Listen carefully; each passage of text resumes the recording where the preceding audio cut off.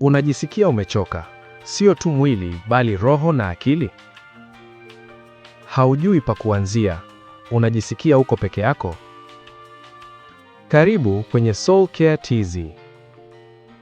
Hii video ni hatua yako ya kwanza katika safari ya uponyaji wa akili na roho. Leo tutapitia hatua 3 rahisi. Unaweza kuanza nazo leo, hata kama una dakika 5 tu kwa siku. Kabla ya hatua, nikuulize.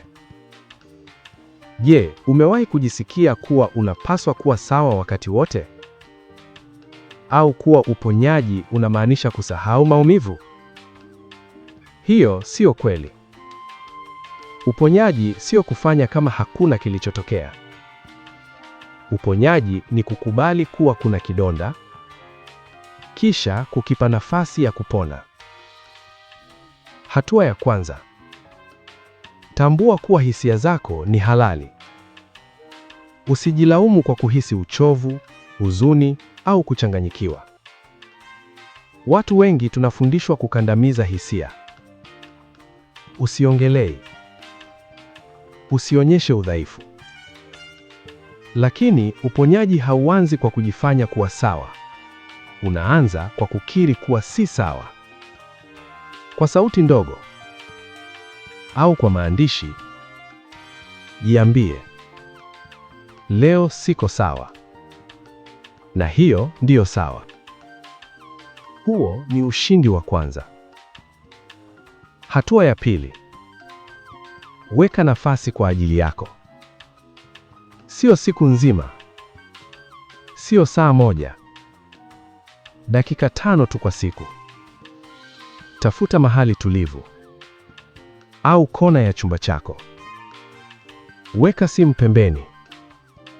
Zima sauti. Kaa kimya. Usisome. Usisali kwa lazima. Usifikirie mambo ya kufanya. Pumua tu. Pumua ndani kwa hesabu ya 4. Shikilia kwa 4. Toa kwa 4.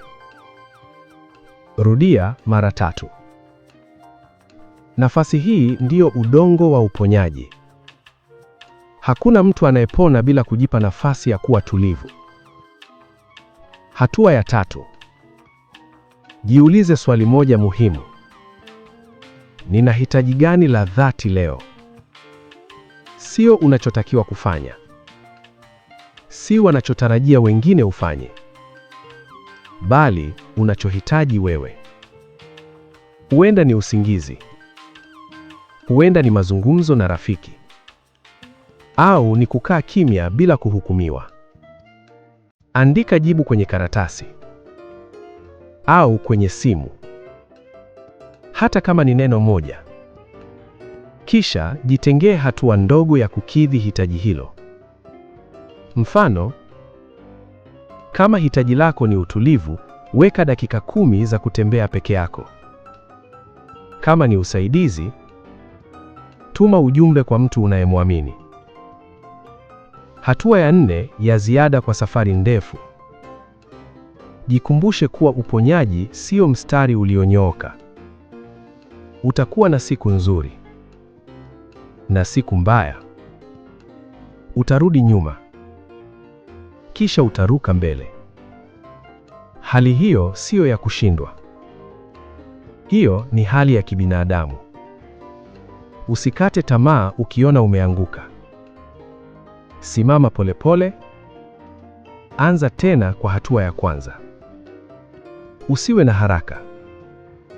Uponyaji sio mashindano. Kuanza leo kwa hatua ndogo ni ushindi mkubwa. Kama video hii imekusaidia, bonyeza subscribe kwenye Soul Care TZ na uwashe kengele. Kila wiki tunakutana hapa kuzungumzia afya ya akili na roho. Kumbuka, uponyaji wako ni muhimu. Umeanza sasa. Hongera. Na tutakapoongea tena, utakuwa mbali zaidi.